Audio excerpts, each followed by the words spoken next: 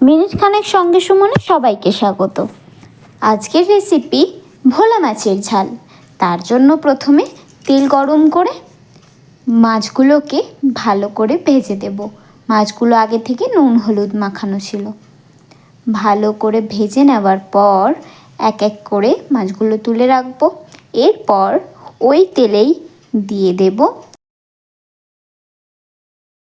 আগে থেকে বেটে রাখা সর্ষে কাঁচা লঙ্কা বাটা।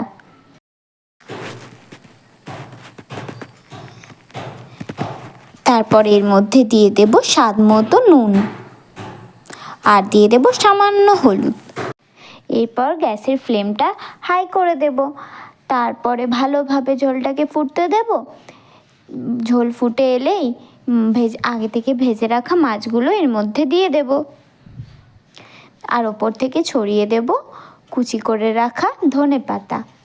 ব্যাস, এইটুকুতেই এর স্বাদ যা অসাধারণ হয়, এই দিয়ে আপনি যতটা ভাত খান তার থেকে অনেক বেশি ভাত খেয়ে ফেলবেন। তাহলে আর দেরি কিসের, একবার বানিয়ে দেখুন। আর ভালো লাগলে আমার ভিডিওটাতে একটা লাইক করে যাবেন আর কমেন্টে জানিয়ে যাবেন। ধন্যবাদ।